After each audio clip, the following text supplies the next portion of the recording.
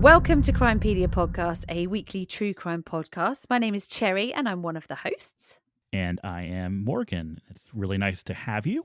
As you know, we are on a little break right now, but we thought it'd be nice to give you some extras and some little bonus episodes to kind of hold you over until we get back.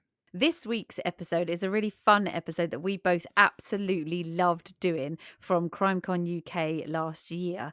We had an absolute blast on this and we were on a panel with some really, really great podcasters. It was Podcasters and Pints, which was hosted by Bob and Allie from the Twisted Britain podcast. And on stage with us was Eric from True Consequences podcast, right? Yep. And then Mark and Bethan from Seen Red podcast. Yeah, we had such a blast whenever we're with Mark and Bethan. And to be honest, with Bob and Ali, we always have an absolute blast. So it was new to have Eric with us. And I think it's safe to say Eric had an absolute brilliant time with us on the panel for this one. No, he was absolutely amazing. Like it was a great time. Yeah. There were some obviously funny moments. There were some serious moments. Yeah. For me personally, I think it might have been one of the best sessions that whole weekend. Yeah. I really enjoyed it. It was really nice to talk not only about our actual podcast, but it was really nice to talk about us as the whole point of it was that people always ask questions about us as people. And it's really nice to give you guys an insight into the podcasters behind the podcasts. So it was really nice to chat with everybody and find out how funny Morgan actually is when he's not being really serious on the podcast. So you get to know him a little bit like we all know him, which is very fun. We hope you enjoy this and we will be back with you. I think we'll be back in 2 weeks with a brand new episode, I think it is. Yeah, we will. We've got another episode for you next week, which we'll tell you about later. And we're back in 2 weeks with a brand new episode. All right. So for your enjoyment, here is a little bit of Podcasters and Pints from CrimeCon London 2023. What you have in front of you is an amassed collection of wonderful podcasters and Twisted Britain. So this session is entirely made up. I did this as an excuse to drink beer and have a microphone in my hand. Cheers. And we've managed to successfully do that. The doors are not going to close on this session. They're just going to allow people to come and go. So, in fact, fuck that. Don't leave. I'm not having you leaving. But people can come in, and once they come in, they get drunk and they enjoy what we're doing. We have 4 podcasts in front of you, 4 of what I would say is the epitome of independent podcasting in front of you. Woo, fuck it, yeah. Myself and Ali host a podcast called Twisted Britain. We have Eric from True Consequences. That's much more difficult to say after 5 beers, isn't it? Morgan and Cherry do Crimepedia.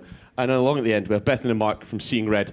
I will let them introduce themselves in a moment. But does everybody have a beer who needs one? Well, let's crack on with this. As I say, this is... There was a no. Get in there. Give him a beer.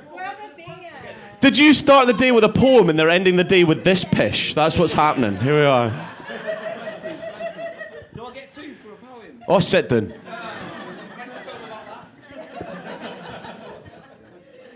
So Ali and I host a podcast called Twisted Britain. Hopefully some of you have heard it before. I know some of you know who we are. It's a podcast on true crime with a sprinkling of the weird and macabre is our tagline. And we record it in the pub, hence the reason why we're doing pints just now. We love what we do, and we're very, very proud of it. But we'll get on to why we do it and the process that we go through as we talk through the session. This session's going to run for about 45 minutes or until somebody pulls the plug on me, whichever comes first. Oh, the beer won't run out, so don't you worry. during that time, we're probably going to talk for about 30 minutes, but I would like to give you guys the opportunity to do an any questions answered at the end, and we'll all be 100% honest with those answers. Any questions. Any questions. Morgan, which finger is it? Never mind. So that's what Twisted Britain is. Eric, would you like to give us a synopsis of what is True Consequences? So True Consequences is a true crime advocacy podcast based in New Mexico. I help families who are fighting for justice in New Mexico because I'm also fighting for justice for my baby brother. So I wanted to create a platform that would help people in my community who are going through the same things my family's going through. It's shit when you hand on to him and he says that, and you look like two drunks in a pub. And I'll throw to another drunk. So I'm Morgan from Crimepedia. Me and Terry host it. We are a weekly podcast where, of course, Who's listening to our theme tune at the moment? I'm hungover. Yeah, so I got to be more excited. So we host a weekly podcast. I'm based in the United States. She's based in the UK.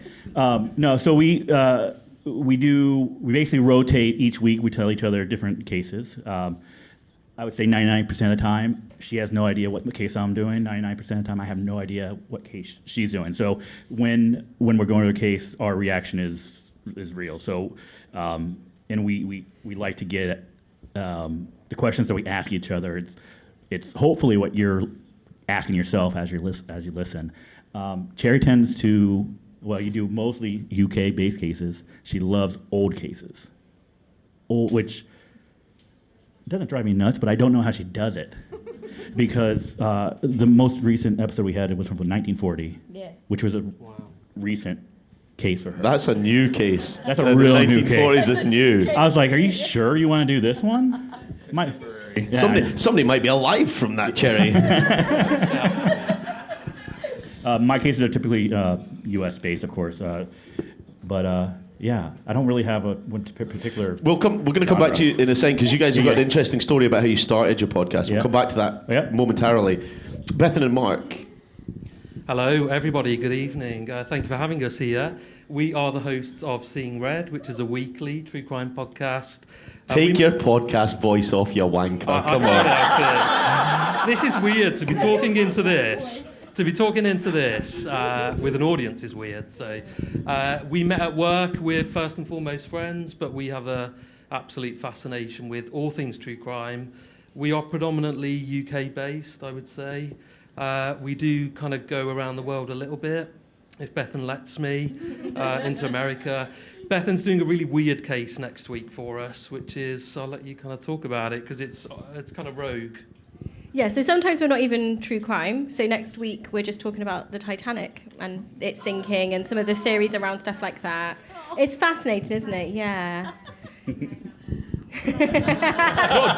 Please join in. 100% shout at us, by all means. Yeah, so sometimes there are crimes. Sometimes there's not a crime, or there may have been a crime when we talk about it. We had a listener who got in touch with us and asked us to cover a case where her mum had died, and actually we had a discussion around was there a case there or not, and really, really fascinating. We just tend to just chat to each other as well. We're similar, so we take it in turns as well each week and do a different case each week. So that's who we are on the panel in front of you. What is really lovely about coming to CrimeCon is not only are we sitting in a room of people who, I'm going to say this out loud, probably know more about crime than the people sitting in front of you. We just happen to hit record and you guys consume what the pish we put out. But we're sitting in an area of London that's absolutely synonymous with crime. We're right on the edge of Whitechapel, just around the corner from Tower Hill, one of the, correct me if I'm wrong, Alistair, one of the only prisons that ever held a member of the monarchy. So being here has a level of kind of interest in the true crime itself. And then you throw on top of that people like yourselves who are interested in consuming the media that we produce. And it sounds really bell-endy of me to say that. But that's what it is. And we have all, and Bethan and Mark and I were just talking in the pub across the road. Great pub, by the way, Princess of Prussia. Get over there. We were talking about how actually we're no different than you guys are. All we've done is hit record. With the exception, Eric obviously has a a personal family statement associated with this podcast. The rest of us are just giving it a go. And every time we hit record and sit a microphone in front of us, and I'll throw this down the line, I still shit my knickers every time we hit record. Are you comfortable with recording? We love that you said knickers, me and Cherry. I think I've gotten a little bit more comfortable. I still get nervous about it. I still stumble. I'm highly edited, so what you hear is so much better than the way I actually sound when I talk. So I do get nervous about how I'm going to fuck something up. Because you know you're going to do it. I'm going to. Yeah. I think that we're probably now better at messing up and not feeling like, oh my God, I've messed up, and then getting worse and worse and worse and being upset by it. I think we now would make a mistake and go, for God's sake, get over it, and then kind of move on. But I'm definitely less nervous now. How about you? It's always nerve-wracking. For I think our first ever episode that we recorded, we'd both been to the pub and had a few drinks. So that was a lot easier, and that was something I had to kind of not do so much. But it is enjoyable ultimately, and we do it because we have a love of it. So I think that overrides anything else. But it's a weird feeling when you do hit record. I think if you do a solo podcast, possibly a little bit more difficult because you are literally talking to yourself, or that's certainly how it feels. But for me and Bethan, it is just a conversation, a bit of a chat. So yeah, I think it's all right for us. We're 200 episodes in, so it's easy peasy-ish, yeah. I love it now. But for the first 3 episodes, I was terrified of the microphone. And you will remember my pathological fear of it. Ali and I have known each other since we were about 7 years old, which is 30-something years. And we've been best mates. Our parents lived a couple of hundred metres apart in Dunblane, and we went to primary school in Dunblane together, and we grew up. And obviously, the town itself has a true crime inflection, shall we say, without going too far into it. And when I hosted the podcast, originally I hosted it with Nadine, and I thoroughly enjoyed it.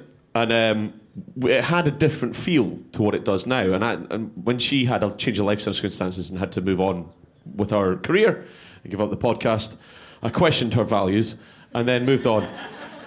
And Ali came in, and I've always known Ali as a wonderful storyteller, so I invited him along, and he came in and, shit his knickers. But actually just tells a wonderful story, and I'll let you guys answer are you still scared when you record? But I'll come back to Mark's comments about why we do it just in a moment. But you guys... No, it's gotten a lot easier, and it's easy for me because we record on Sundays.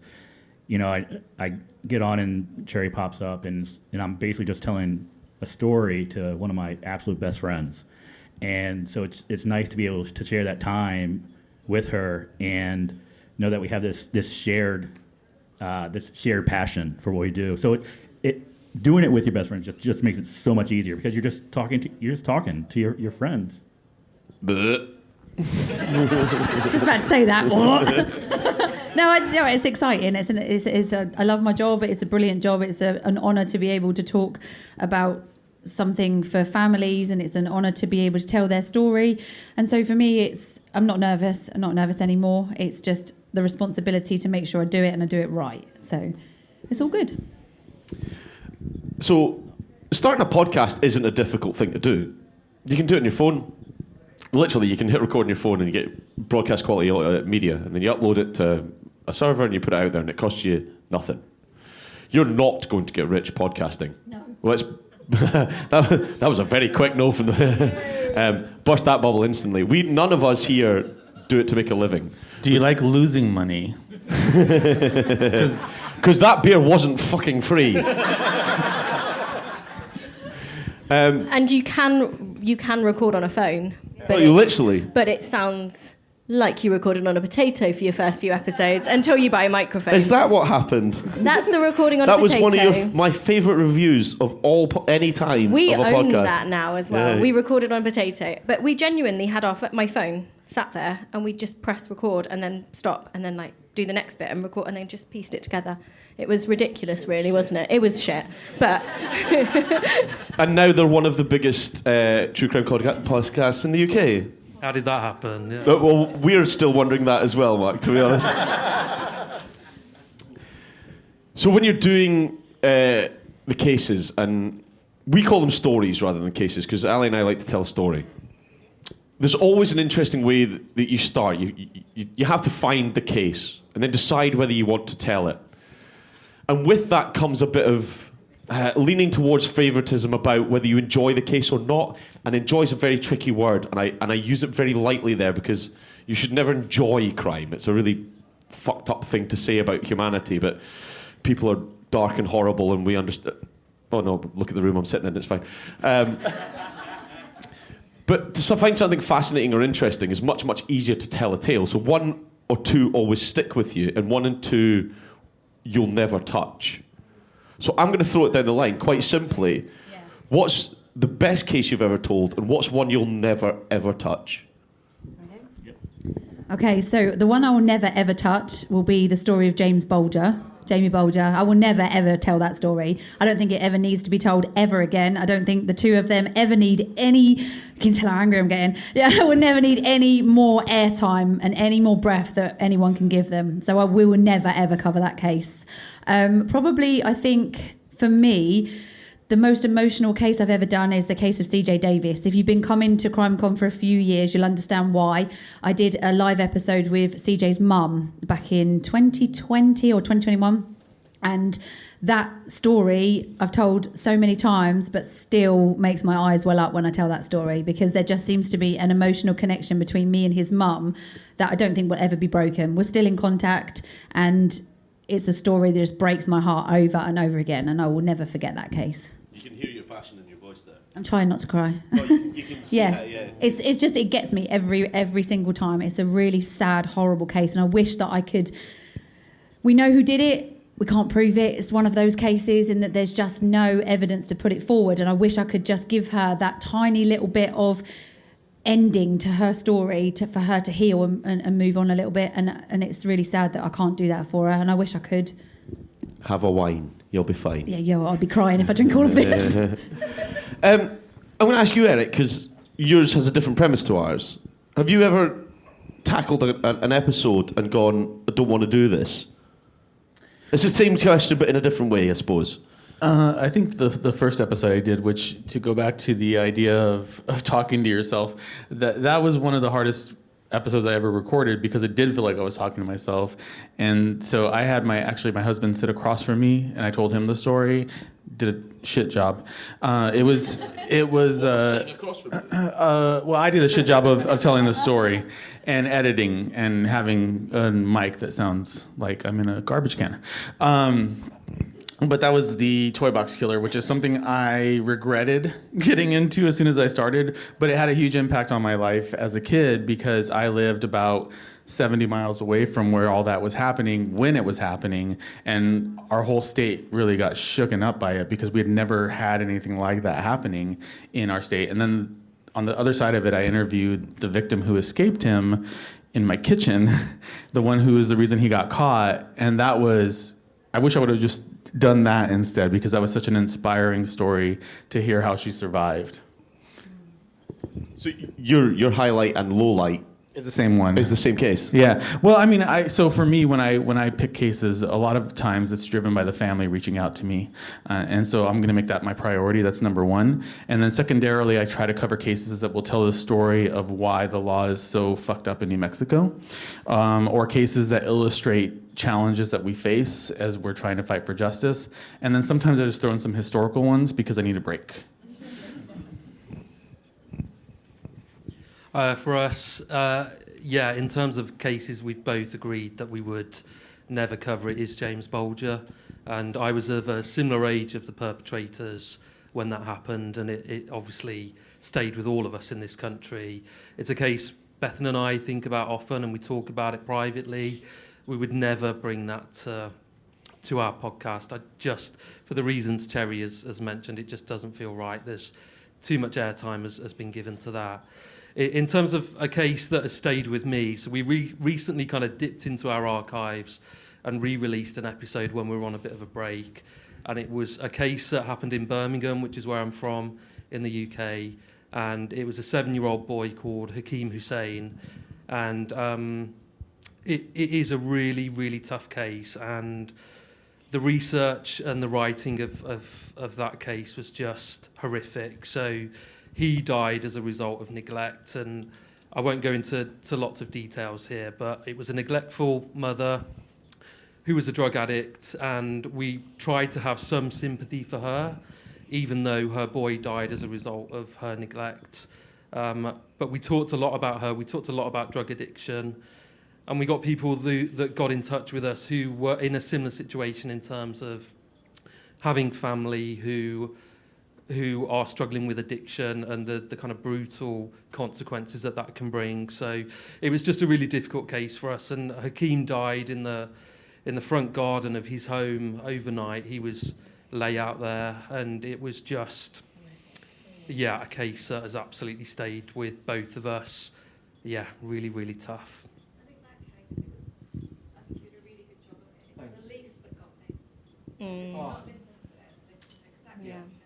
Yeah. I think for me, it's anything that involves children. I really struggle when it involves children. So there's certain cases, especially when there's sexual assault and abuse that is involved, that I really couldn't cover.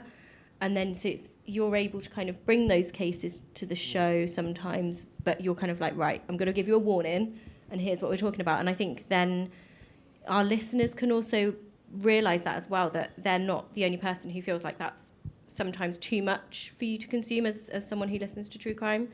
And then I think the cases that we probably have had the best reaction to have been sort of very large scale, like huge massacres or large scale disasters and that sort of thing. We were reached out to by a listener who had a link to the Stardust nightclub fire in Ireland, and we did a 3-parter, and God, that was absolutely horrific. There's quite a few cases where you find yourself brought to tears, but currently there's the inquest ongoing, so there's a lot going on in the media at the moment about that case. And then the reaction we also got from that was really, really incredible, and it makes you realise why you do it, to kind of get those stories out and have people reach out and say thank you for bringing that story to people. Yeah, I love it. There's a few cases Bob and I would never touch. The Dunblane shootings, obviously, because they're too close to home. And things that have already been covered so much that we don't feel we can add anything to, like Jack the Ripper. There's nothing we could say that hasn't already been said by someone else, probably in a better way than we could say it. Slightly more sober as well. Yeah. The cases I've enjoyed the most, my favourite case that I've ever done is still HMS Dreadnought. When Virginia Woolf snuck on board and... Are you allowed to say blacked up? Yeah. Are you allowed to say that? We can say it. Okay. Yeah. She snuck on board blacked up, posing as the Abyssinian royal family to get a tour of HMS Dreadnought to expose the British Navy. And it was... there was very little crime in the episode. Ali does a true crime podcast without mentioning crime quite a fucking lot. And he's coined a phrase, crime is coming, like he thinks he's George R.R. Martin. But I told him he's a good storyteller, but he's not that fucking good. The HMS Dreadnought was your third episode. Third episode. And it's the one that we come back to that statement that once you feel comfortable behind the mic, it makes a massive difference. Yeah. You can deliver yourself rather than just delivering a story. Because to me, my favourite story I've ever told was the Great Mull Air Mystery. It's a story of a guy that tried to fly a plane at night based on a bet in a pub. And anything that starts with those lines, I'm on it. Basically, there was a storm on Christmas Eve on the Isle of Mull. And the Isle of Mull is in a shitty part of the North Atlantic. And it is beautiful, but it gets pummeled by wind. So he was sitting neck and Macallan, and somebody at the bar went, can't use the airstrip tomorrow, too windy. And he went, hold my Macallan. Watch this. And he fucked off and nobody ever saw him again. He took off in the night, and they sent out, and the plane never returned to the airstrip. And they sent out this wonderfully massive search party, which was probably everybody in the island, so all of 17 or 18 people. And they didn't find him till 4 months later, after the snow had thawed, over a branch of a tree halfway up a hill that they definitely already searched. There are speculations he was involved in a diamond heist, which is the one I like because it's cool. The other speculation is he crashed his plane and swam ashore. Not quite as cool, so I'm going diamond heist. It's a completely unsolved crime. The British Navy put a ship into the Sound of Mull in 2006 and scanned the seabed and found something that they thought was the shape of a plane. But we'll never know because it's 300 and something meters deep. I like that because it's mad.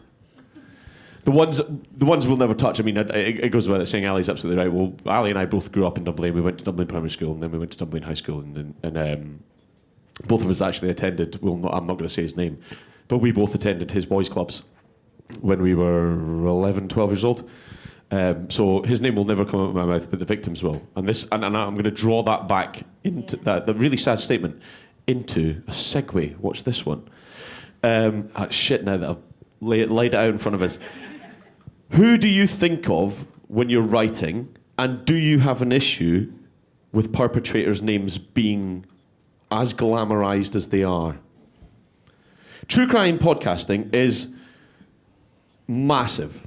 Like, we're not going to fuck about. Like, we've joined, and all of us, I would say, are not anywhere near the biggest downloaded podcasts in the world. But we do all right, and we're all very, very proud of what we do. And we're very proud of each other as well, because it is difficult to continue to do it.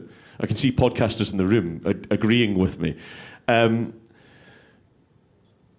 But you are adding to the glamorization of a horrific subject. How does that sit with you? We made quite a determined kind of shift, I would say maybe 2 or 3 years ago, where our episodes are no longer titled the person you would probably think of when you hear of that crime. So they would have been the name of the perpetrator, and at the beginning a lot of our episodes were titled by that. And the more we did and the more we talked and the more we realised that we always end up focusing on those victims, and that's always what we actually think of. We really have made that shift now, and we never have the title of the episode with the perpetrator, even if it is a serial case. So of course that name is going to be the one name that everyone knows.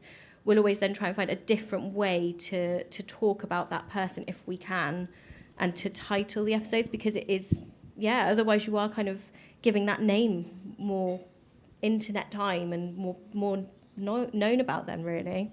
Yeah, I totally agree. I mean, with us, you can't help, if you're doing a case about somebody, you can't help but mention their name. You know, they're part of the story. Unfortunately, they are part of the story. But there's ways that you can tell the story that doesn't glamorize that person and what they did. And first and foremost, any podcaster worth their weight in gold knows that this is all about the victim and the victim's family. And it's all about getting justice and making things right. And if that means that you end up changing laws, if that means you end up changing one person's path from listening to your podcast, then it's been worth every second of all the research that we do. 100%. So although I don't like talking about the perpetrators, sometimes you have to, and sometimes it's important to, because it's also important to understand where they came from. Because sometimes they do horrific things, but sometimes they've come from a horrific place. And so you've also got to look at their backstory and why they came to do what they've done and how this story evolved. Because when you speak to a victim's family, it's important that that story is a true representation of what happened. And so that's the way we try and do it. I agree with you, Cherry. I think it's really important to not discount the harm and the damage that was done by that individual. I can get on my soapbox about this, and I'm not going to just for the sake of time, but I have... You have all the time you want. I have very strong feelings about this. I mean, there's a lot... True crime is changing. It is. And thank you to the listeners that are consuming true crime that is focused on the victim, that is focused on the story, which is this person who was loved and accepted by their family or not, no matter what struggles they have, no matter if they're dealing with addiction or they are involved in sex work or any of those other things, they don't deserve to be diminished. This is the worst day in somebody's life. And it needs to be treated with respect. And I would just encourage all of you to vote with your listens. If you hear something that doesn't feel right, don't let them make money off of that. Change true crime. You can do it. We can talk about it, but you are the ones who are going to do it. Yeah. Follow that. He's absolutely right, though. It should be, and is all about the victims. And it's easy certainly for us, doing historic cases that aren't in living memory, to slip sometimes. Yeah, I agree. But we try very hard not to. And not glamorizing killers and emphasizing the victim's plight, I think, is a big part of what we do, or try to do. We've always tried to make an aspect of never using their full names. If we have to name the perpetrator, call them by their second name. I mean, 90% of the time I'll call them an arsehole, or they go on my bad bastard list. And I have a very long bad bastards list. I'm constantly adding to it. He keeps turning up with folk that haven't actually committed crimes that are still cunts. Record that. I threatened to make a T-shirt with Bob's Bad Bastard list on it, and then I realised I had a 6-year-old that could read. I genuinely could do this for hours, and I'm so thankful for you guys to join us. I'm going to throw one more question to you, and then I'll ask if anybody else has got questions. If you're all shy and don't put your hand up, I can milk this for as long as we fucking want. That's not a problem. So my question before we go to them is, did you ever think you'd be sat on a panel at a CrimeCon in front of an audience talking about what you do? Absolutely not. No, not at all. Not at all. Never No. thought that it would be like that. We're very, very lucky, and thank you all to listening, all of you for listening and for promoting our podcast and helping us with the work that we do. We really all appreciate it. Yeah, I would say we are just regular people that have that passion for true crime like you guys. The only difference is we hit record on a potato at first. It did get better. So yeah, it's weird to be up here. It does, doesn't it? But yeah, it's really weird. This is a weird day for us in lots of ways. It's amazing to meet our listeners, but yeah, it's really weird is all I can say really, but amazing to be here. But yes, weird. Can you say weird any more times? But yeah, it's amazing. No, we didn't. We started this because we liked talking and we thought somebody might want to listen to us talk. And we were kind of like, if one person who isn't already our friend or family member goes and listens to us, we are going to be so happy. And the first time somebody said, oh, I've listened and I liked it, we were like, oh, it's And now real. she's selling books and merch and... Yeah. What can I say? It's just the dizzying heights. But it is crazy, like you said, it is weird. And then we have you guys come up and that you say, oh, we listen to your show. And every single time someone says that to us, we get that thrill, we get that little buzz of, God, thank you, like you do. And that's amazing. And it is really, really cool. It never goes away, does it? No. I think for me, it's the same. I'm not comfortable sharing my private life. I'm a very private person. So to be here talking about things like my brother's case and to do that on the internet and to have people recognize me, it's really, really strange, but I'm so, so grateful for it. And every time somebody tells me they've listened or they're subscribed or they've heard my brother's story, like it helps me know that all those times I want to quit, there are actually people that care. And so when you do that to a podcaster, like you are literally making their whole day. So thank you for listening and caring about these cases. Yeah, here. Yeah. Morgan doesn't give a fuck. Look, I knew from day one I was going to be sitting up here. There was something magical that I had inside. I need to share with all of you. I mean, when you're that handsome and talented, how the fuck not? You know what? You are all very welcome. Are you leaving it at that? Yeah. I never thought I'd be here. You're not as handsome as talented. No, not even nearly. But my first CrimeCon was an eye-opening experience when I realised how much people enjoy what we do. And it was a very emotional first CrimeCon.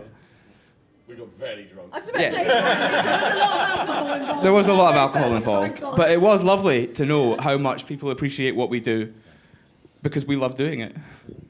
Yeah, I'll go off the back of that. Like, Ali joined the podcast about 6 or 7 weeks before the first CrimeCon.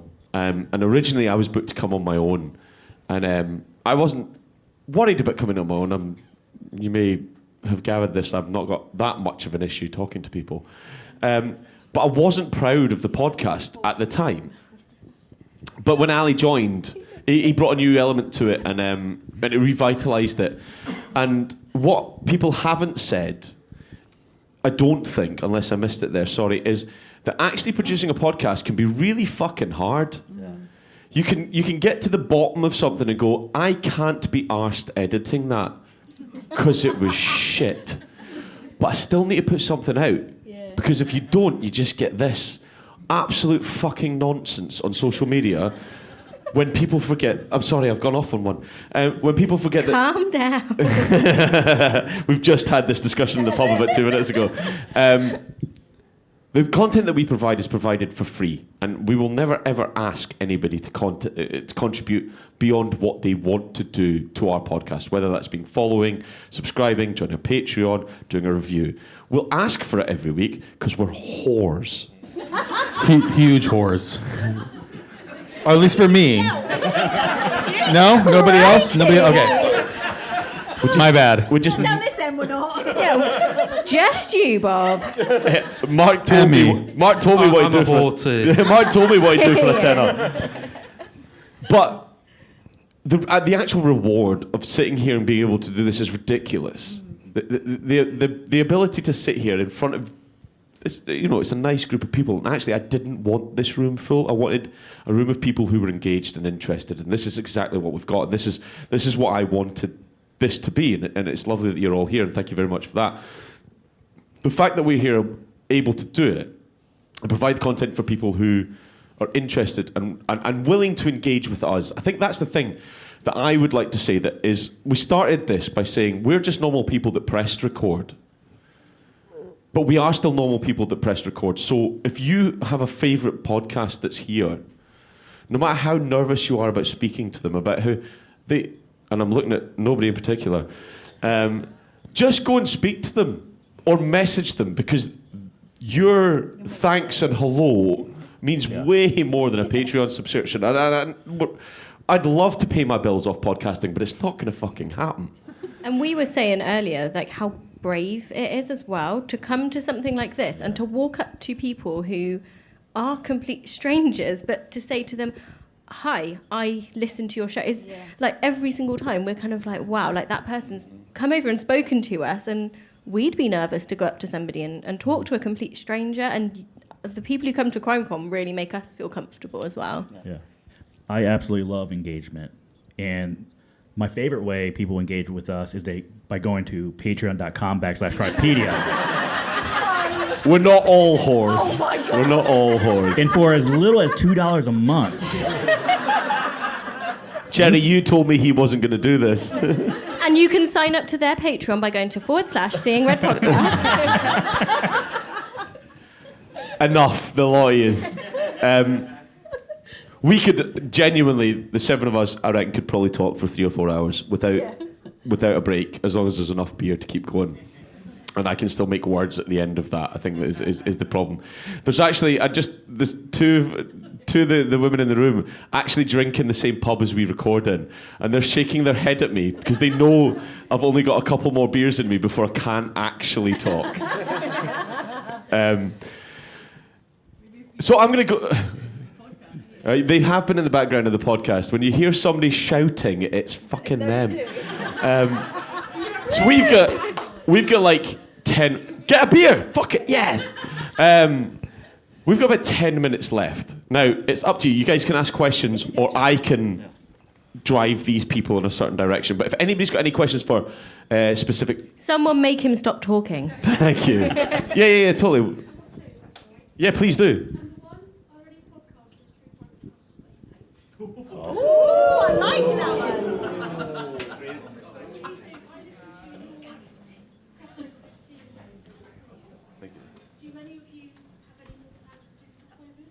So the two questions there were, are there any podcasters you hate? True crime podcast. I mean, there's a fucking long list. And do we have any plans for collabs? Anybody who uses plagiarism to forward themselves is a bad person. 100%. Plagiarism is a massive thing in podcasting, and it's a real problem because none of us own the intellectual property of telling a story, and it's impossible to do that. Somebody who actively goes out and does that can get in the fucking bin. Like it just doesn't float with me. Do we have any plans for collabs? Of course we do. We always have plans for collabs, but Bethan doesn't answer her messages.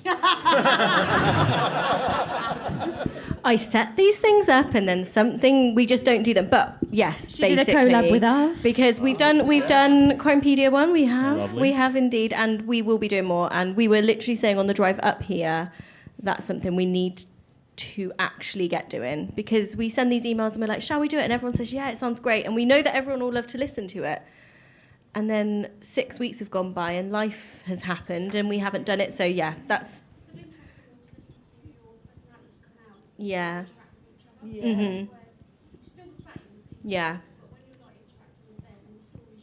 I can flirt with Cherry more than with Mark as well. Me too.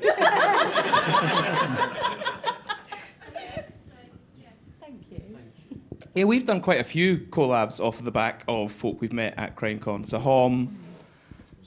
It was a fantastic episode. And we've got a few more, hopefully, in the works from this CrimeCon.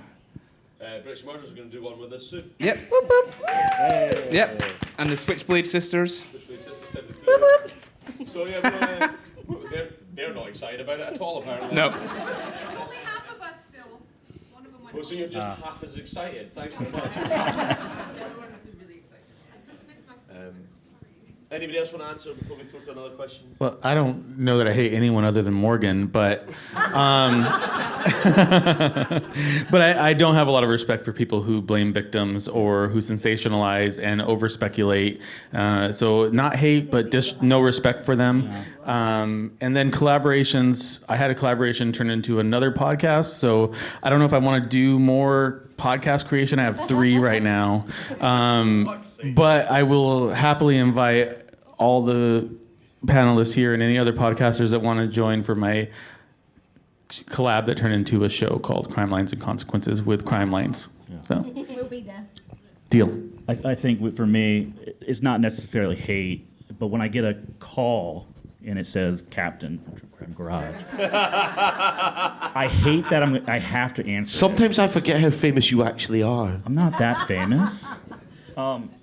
I hate answering that call because I know that no matter what he's calling for, 3 hours later I'm still going to be on that call, and it's going to be something completely different. And then right before he hangs up, he'll go back to what he actually was calling for. And then it's like, wait, what happened to my life?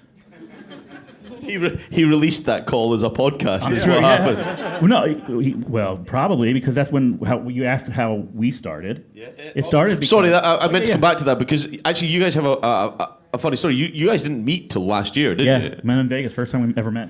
It's fucking mad. They're producing a podcast and they've never met in person. We're going to year 4, I think, right, of doing the podcast. And yeah, first time. And it was weird because I was just happened to be walking up towards the hotel. And then there Podcasters comes should Cherry, know I'm how like, to use microphones, Morgan. what? Podcasters should know how to use microphones. Well, it's about here and about here. No, yeah, just walking up, I'm like, oh, there's Cherry. And I got excited because I'm like, I see how people get excited to see her. And that was me. Like last year, I'm like, oh, that's Cherry. She gave me her autograph and everything. It was amazing.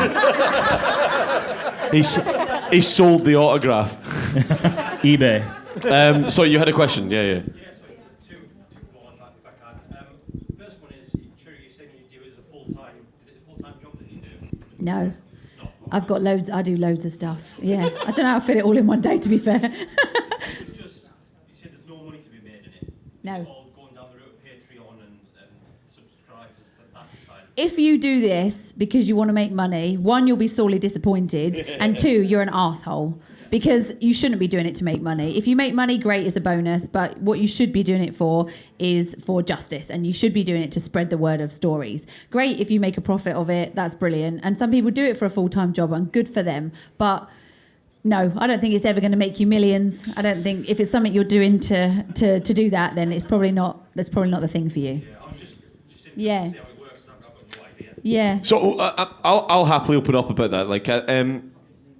The way podcasting works is we record content onto whatever medium it is, and then we edit it and we upload it to a server. All of us use different host platforms, and built in with that host platform is the ability to monetize your podcast. What a wanky word monetize is.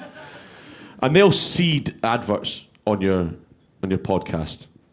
Now, most of us will probably see between 4 and 6 adverts on a podcast. I hate adverts. I work in telly outside of podcasting, and I fucking hate adverts. They're absolutely unnecessary. But, excuse me, that came out of nowhere. But they pay our bar tab. That's literally what our adverts do, is pay our bar tab. So they get seeded along, and we get a kickback from that. Some of us, which are much bigger, seeing red, get to read their own adverts and make way more money than we do. And then we get to choose what we talk about, which I think is better, because we can then kind of go, shall we or shall we not? And then we'll turn things down if we think it's not quite us. Whereas somebody let us know the other week that during the cannibal episode, there was an advert that involved breakfast and sausages. And I was like, that wouldn't have been our choice. That would not have been what we would have chosen to talk about. So Hello, Fresh. not good. So yeah, that way, that for us is a more authentic kind of way for us, really, to get that kind of bonus of we're doing something we enjoy, but we also get something back. Is we do get to choose what we're putting on the show and what we think our listeners might actually care about as well. Whereas I'll sell fucking anything. That's friends without the R, by the way. Just in case you were wondering. Oh yeah, we had that, but we did get addicted to that. It's not a bad game, actually, to be fair. I've got it on my phone It's too. quite good. We're probably going to get the plug pulled on us in the next couple of minutes. You're right for us to run for a couple more, 5 minutes. Thank you very much, sir. We have a question at the front. So was there a question before we? Oh yeah. I thought you just wanted another beer. I thought that's what it was. My original hand, but now I've got one. A couple of things was I've never heard of you before, so I'm just really interested in what your brother's backstory is and what you're trying to achieve from the podcast, because it's really intriguing. You just gripped me like that. I thought, what are you trying to achieve from doing a podcast through what happened to your brother? The next question was for everyone to say, what do you do for day jobs? So this is a lot of things. The third thing was to actually say when you said come up to us. I met you last year, pissed, in Glasgow. You did. I remember. I haven't stopped listening to you since. I love you for that. So I thought I'd say it now. I'm just going to put your questions on mic because we are being recorded, and unfortunately we don't have a rolling mic. So your question was, Eric, why are you so good? Yeah. And then I think your other question was, I love you, Cherry. Can we just get drunk together? Is similar? Eric, give us a. Yeah. Because your podcast is very different to the other 3 podcasts that are on the stage. And we are very story-based, and but you have a personal attachment to this. Yeah. Not do you set yourselves apart from our story-driven things, but does it hurt more to record? Are you invested in what you're doing more than you think that we are? Not more than you think we are, but your investment is more personal. Well, I think I've really fucking talked around a question there, haven't I? So, I want to answer his question first, and then I'll answer that question. Totally. Thank you. Yeah. So, so Jacob's case was never investigated properly, never prosecuted. The killer confessed to killing Jacob. The confession doesn't exist. There's no recording. There's no supplemental report. There's nothing that indicates what he confessed to or the circumstances behind it. So I didn't know any of this until I started looking into the case myself, because I was 6 years old when my brother died. And I lived through a bunch of abuse and crazy stuff in the midst of it. But I created the show because I started seeing a bunch of cases coming through the court system that were similar to Jacob's, and people who were getting very light sentences for killing their own kids. And We got you. You're right, man. I couldn't just sit there and watch it continue. I had to say something. So through the advocacy work, his case got reopened. And he's doing a bloody good job of it.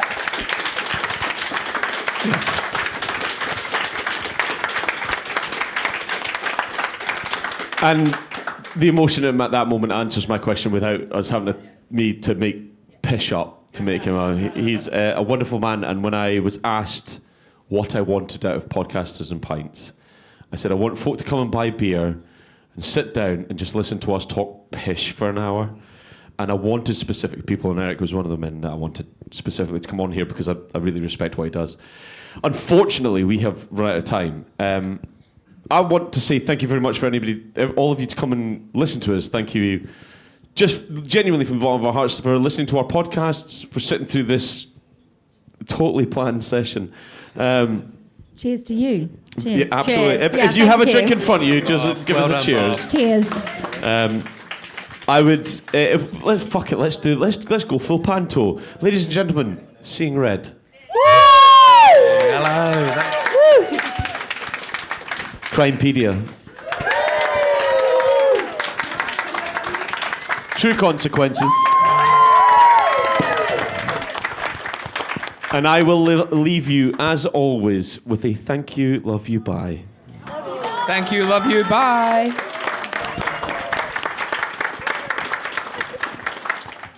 If any... Oh, he's fucking... Oh, I thought he killed the mic. If anybody wants to come and talk to us, we're not going fucking anywhere. They just have to stop recording and kick us out of this room. But if anybody wants to come and talk to us, please do.